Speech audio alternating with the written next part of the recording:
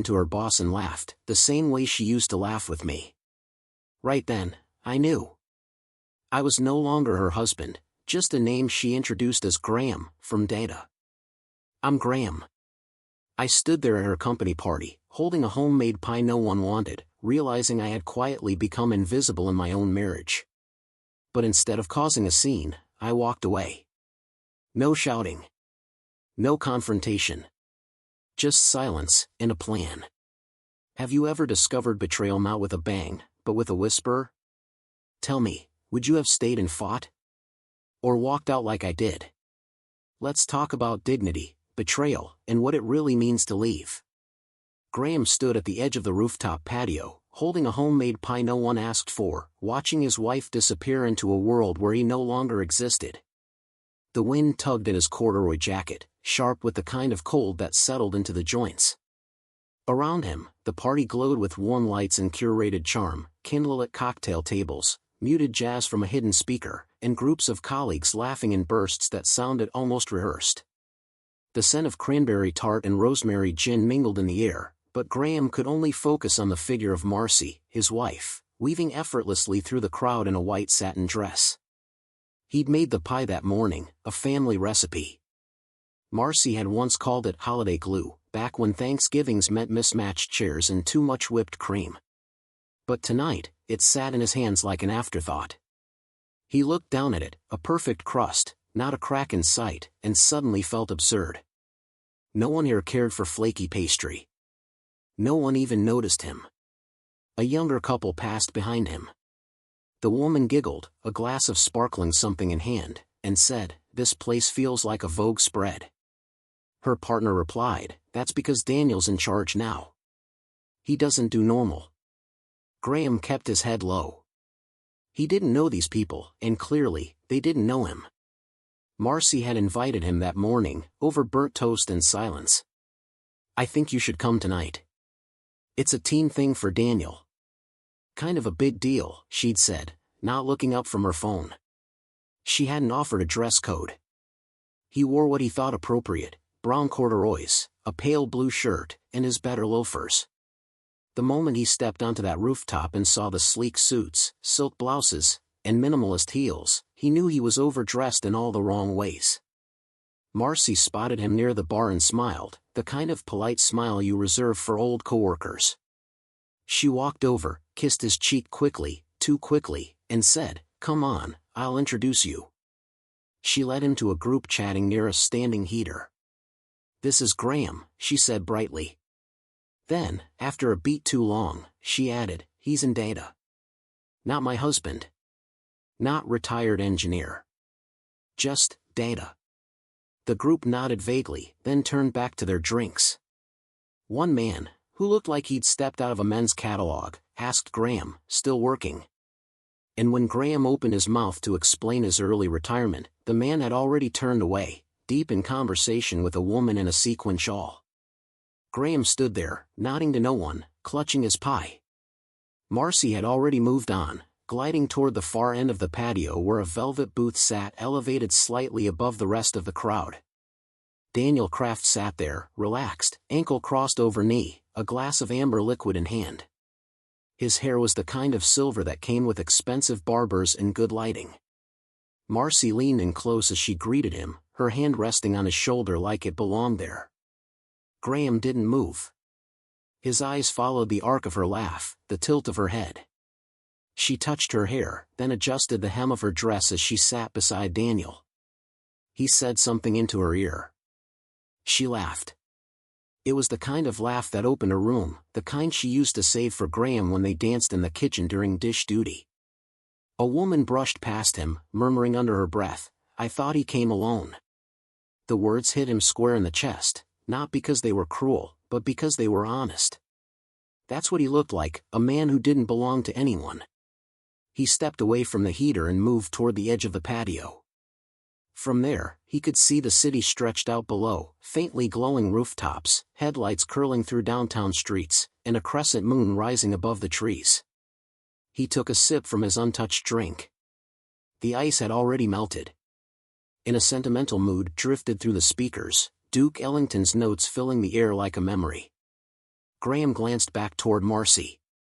She was now leaning toward Daniel, her elbow resting on the cushion between them, her hand casually brushing something off his chest. He smiled, reached out, and let his fingers rest on the small of her back. She didn't move. His eyes found her dress. White satin, soft under the lights. She looked beautiful. Untouchable. Unfamiliar. He checked his watch. 9:14 p.m. He'd been here less than an hour, and in that time, his wife had become someone he didn't recognize.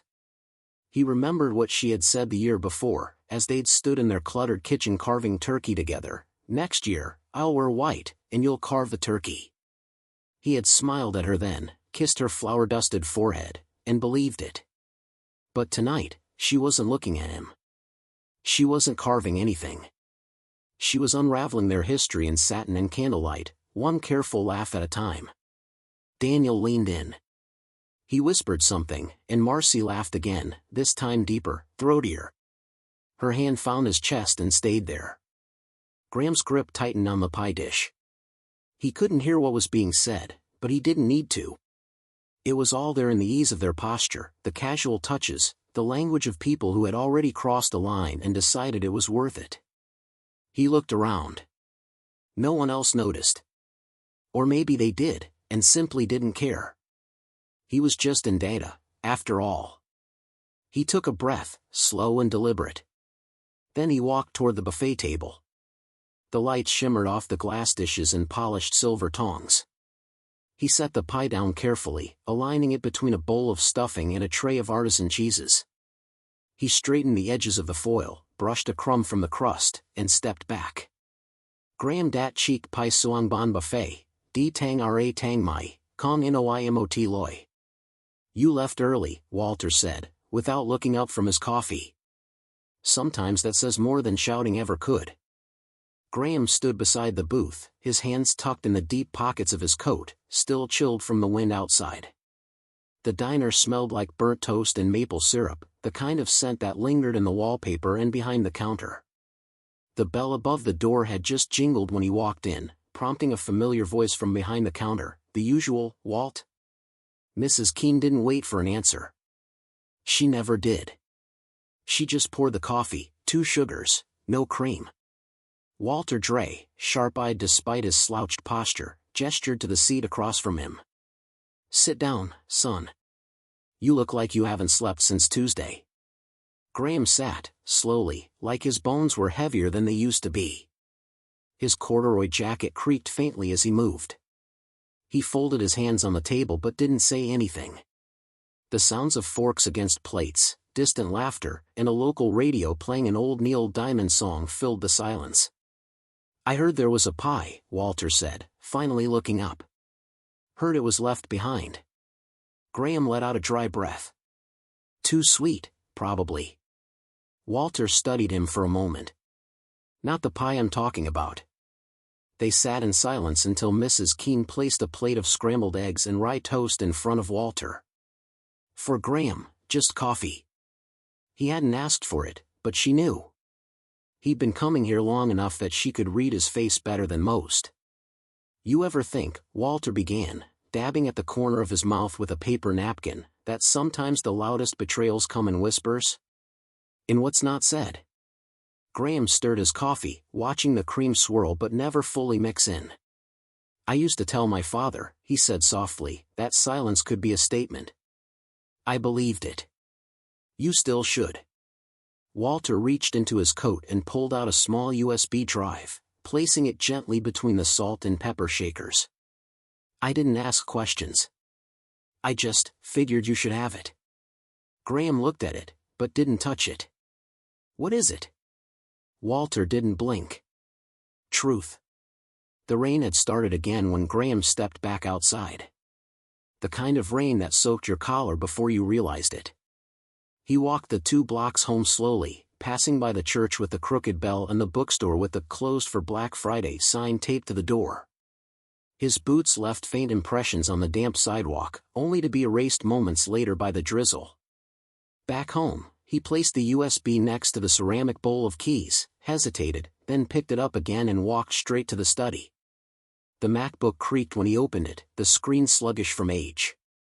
He plugged in the USB and waited. A single file. No title. Just a timestamp. He clicked. It was the rooftop, Thanksgiving Eve. The angle was high, slightly zoomed, like someone had been filming from behind a decorative planter or one of the tall heat lamps. There was Marcy, in her white satin dress, sitting close beside Daniel Kraft. The same man whose voice had melted the room with charm, whose cologne still lingered in the velvet seat cushions. In the clip, Daniel leaned in and brushed something off Marcy's cheek. She didn't flinch. She smiled. Then, without hesitation, she reached out and took his hand. They laughed, easy, practiced. Her eyes didn't search the room. She wasn't cautious. She was comfortable. Graham paused the video. The still frame captured Marcy mid-laugh, her hand in Daniel's, her body angled toward him as if there were no one else on the rooftop. He stared at it for a long time. Not with anger. With recognition. That's what struck him the most, not the touch, not the intimacy, but how normal it looked. Like it had happened before. He closed the laptop. The room felt colder than when he'd entered. It was nearly 4 when he heard the garage door open. Marcy's heels clicked softly on the tile as she stepped into the house. Graham stayed in the study. A moment later, she knocked once on the doorframe and peeked in. "Hey," she said, casual, like nothing had happened. "Did you eat?" He turned his head toward her slowly. Her makeup had been refreshed. Her blouse tucked neatly into her slacks, as if she'd come from a perfectly ordinary day. "No," he said. "I'll eat later." She nodded, paused, then said, "Okay," before disappearing into the kitchen. There was no apology in her voice. No guilt. Just distance. As her footsteps faded, Graham looked at the bookshelf beside him. On the top shelf sat an old leather journal his daughter had given him one Christmas. He pulled it down, opened to the first blank page, and wrote. November 24th. 9:14 p.m. when it started. The pen felt heavy in his hand. He stared at the ink for a while, then underlined the time twice. Later that night, after Marcy had gone upstairs and the house had settled into that low hum of appliances and distant traffic, Graham returned to the laptop. He opened a browser, his fingers hovering over the keys before typing slowly. How to know if your spouse is emotionally cheating. Marcy wrote 4 versions of the email. All of them ended with "let's wait until after the holidays." She sat at the desk in the corner of the study, fingers hovering above the keyboard, the glow of the screen softening the lines around her eyes. The rest of the house was quiet, save for the rhythmic tap of rain against the windows and the faint croon of autumn leaves drifting from the kitchen radio.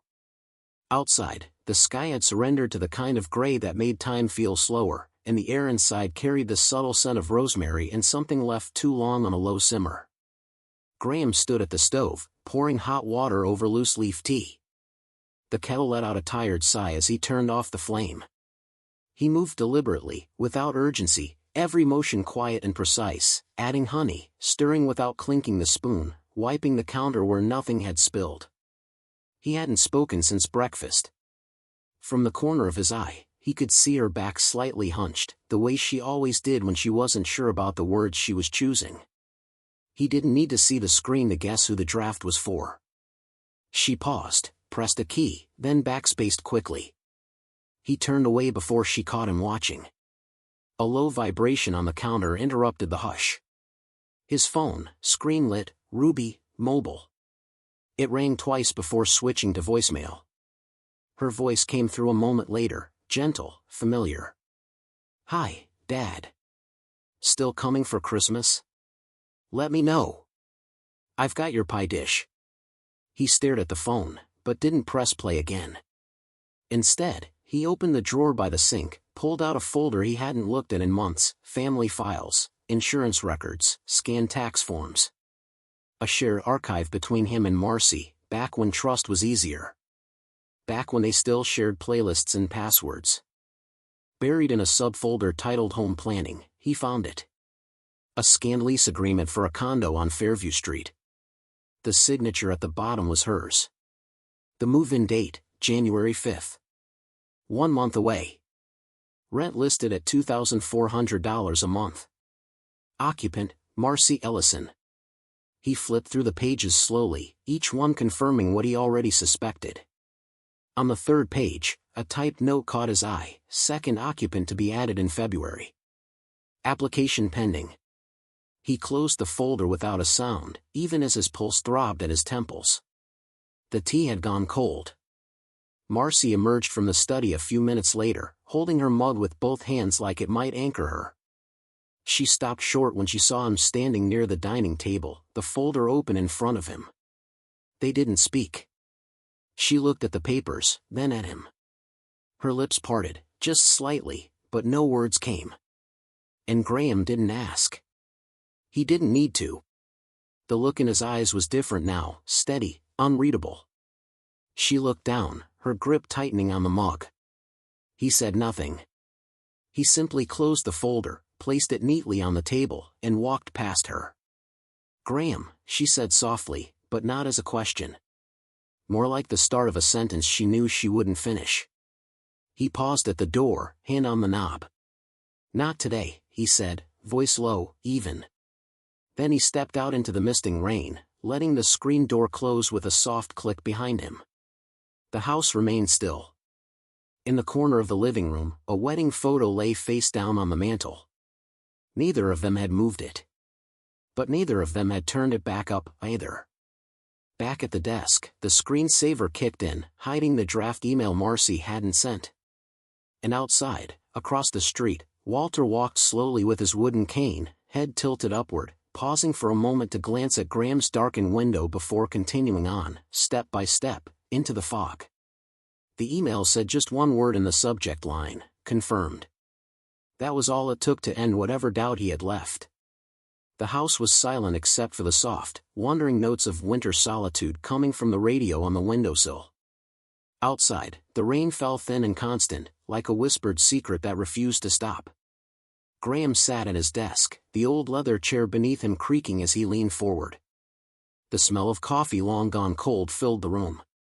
He hadn't used Marcy's MacBook in years, not since they'd stopped syncing devices, stopped syncing anything, really. But she still kept it on the bookshelf, half buried behind her old notebooks and a tin box of pens she never touched. It powered on with a groan, the screen flickering to life like it, too, had been holding its breath.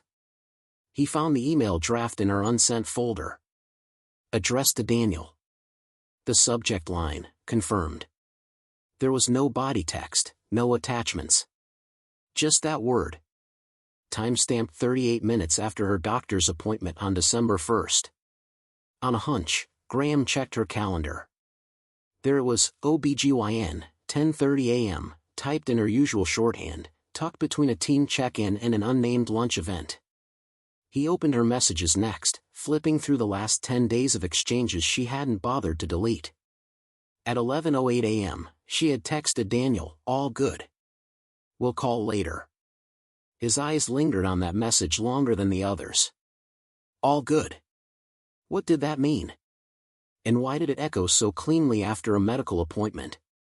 He sat back and reached for his tea, only to realize it was coffee, and cold. On instinct, he opened the drawer where he kept the old things: the wedding band he no longer wore, a photo of Ruby at her graduation, a keychain Marcy had given him when they moved in. Beneath them all, folded carefully, was a photo frame turned face down. He lifted it gently. Their wedding portrait. Her eyes in that photo were clearer than the clouds outside. He placed it back down and shut the drawer. A soft knock came at the front door. Graham stood, walked slowly to the entryway, and opened it just as Walter was slipping a small manila envelope into the mailbox. "Morning," Walter said, without turning. "You're out early," Graham replied. Walter finally faced him. "Got this in my box last night." No return. No note. "I figured." He held out the envelope. Graham took it without a word. Walter hesitated before stepping off the porch. "You know," he said, tapping his cane lightly on the step, "sometimes silence is just cowardice in disguise." Graham gave a faint nod. I'm not being silent anymore. Walter smiled, just slightly. Didn't think you were. Back inside, Graham sat again at the desk. The rain tapped the window with steadier rhythm now. He opened the envelope and slid out the USB. It was newer than the last one. No label. Just a thin silver strip and a faint scratch across the back. He inserted it. One file. Video. This time, the setting was familiar, downtown Portland, outside a boutique hotel with a pale awning and doormen in navy coats. In the clip, Marcy stepped from a car in a long coat, hair pinned up. She was laughing. Daniel met her at the curb with an overnight bag in hand. They hugged like people who no longer felt the need to hide. She leaned in, whispered something, and he kissed her temple before leading her inside. Graham closed the laptop. He didn't feel sick. He didn't feel shocked. What settled over him now wasn't heartbreak. It was a kind of heavy clarity. He looked around the study, noticing everything he hadn't paid attention to in weeks. The stack of unread magazines.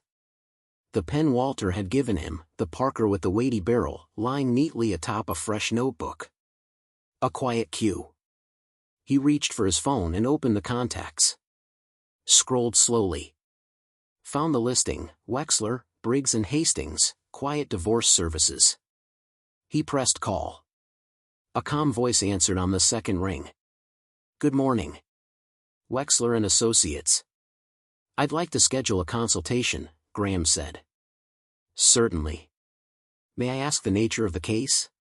Quiet divorce, he replied. No children involved. Just, quiet. The receptionist paused, then said, understood. We can begin with a brief intake now, if you'd like. Please. She asked about assets, joint accounts, property titles.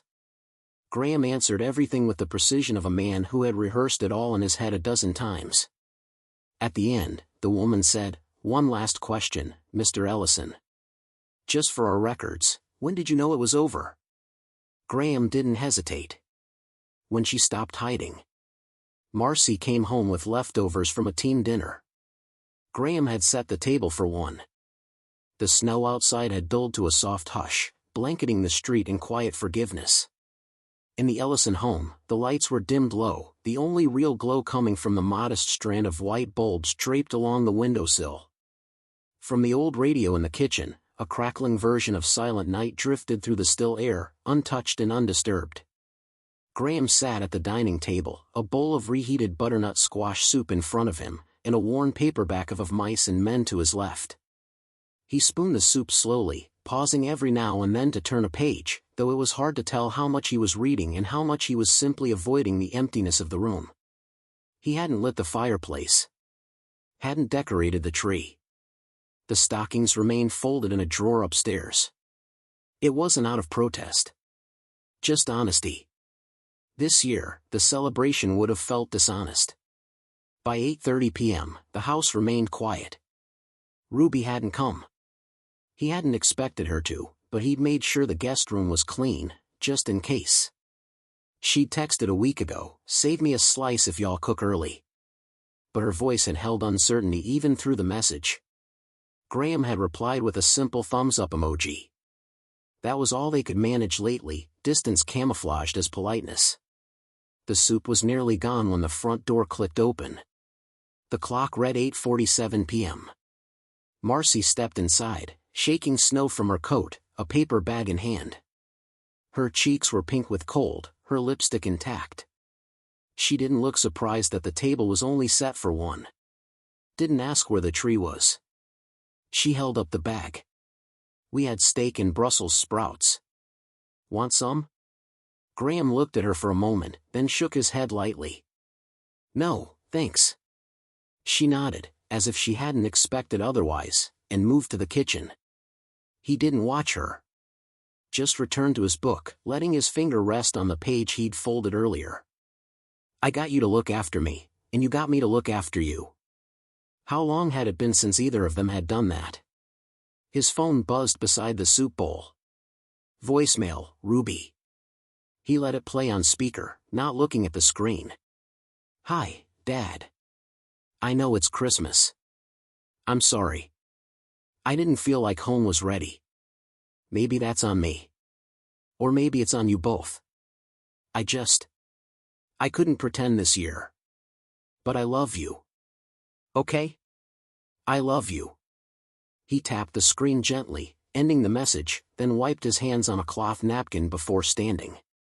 Without a word, he walked to his study, opened the bottom drawer of the file cabinet, and pulled out the manila envelope he'd prepared the night before. Inside, the signed draft of the divorce agreement. No rage, no demands. Just the final punctuation of a sentence too long to finish out loud. He carried it back to the dining room and placed it in the center of the table, just above Marcy's paper bag of leftovers. He wrote 2 words on a yellow post-it and pressed it to the envelope. "For your review." He didn't wait for her to see it. Outside, the wind had died down. He slipped on his coat, scarf already looped from his earlier walk, and stepped into the winter night. The neighborhood was still, save for the hum of a distant furnace and the occasional crunch of salted ice under a parked car. Across the street, Walter's porch light was on. Through the front window, Graham could see him seated in his armchair, a book open, eyes peering occasionally toward the sidewalk as if expecting company. Graham nodded once in acknowledgement, though he wasn't sure if Walter saw. He turned down the block, passing the church on Elm. Warm light glowed from its stained glass windows. A handful of figures sat inside, silhouettes barely moving. A woman lit a candle near the altar. Graham paused at the gate but didn't enter. He didn't need to. Back home, the house was quiet again. In the kitchen, a small, unwrapped package had been placed on the counter, no ribbon, no note, just thin tissue paper barely holding its shape. He peeled it back to find a silk shirt. Pale blue. Wrong size. Not his. He looked at it for a long moment, then switched off the light and let the room fade to dark. Walter left a cherry pie on Graham's windowsill.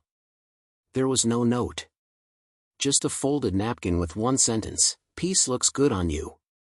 The snow had begun to melt, turning into soft patches across the sidewalks and lawns, as if the season itself was ready to let go.